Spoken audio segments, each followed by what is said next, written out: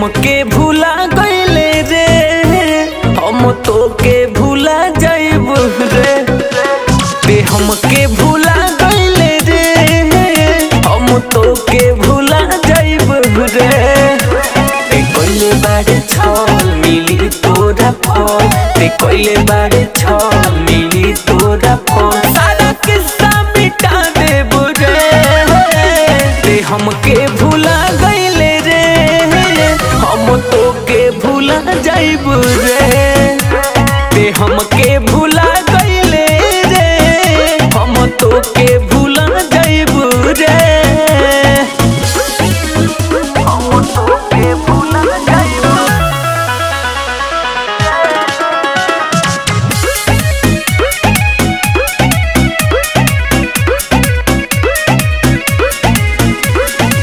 हमरे विटामिन से भइले से आन रे, कौना पकड़ता रे अतना गुमान रे। संगे संगे हमारा रतिया बीतैले, तबोरे छिनरी दूसरा पलो भइले। लागे घर के ई खेती खानदानी बा, अभी उड़ेले चढ़ल जवानी बा। सपना देखा के सब माटी में मिला के, सपना देखा के सब माटी में मिला के, के रंग में घुला गईले रे। ते हमके भूला गईले रे, हम तो के भूला जाइब रे। ते हमके भूला गईले रे, हम तो के भूला जाइब रे।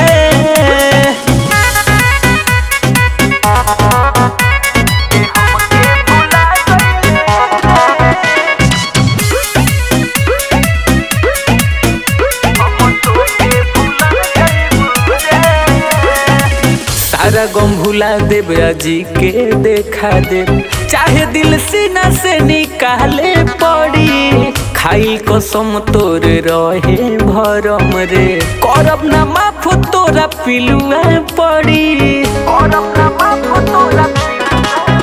हमार प्यार रहे तोरा खाती जहर रे, दिल में उठता रह के लहर रे।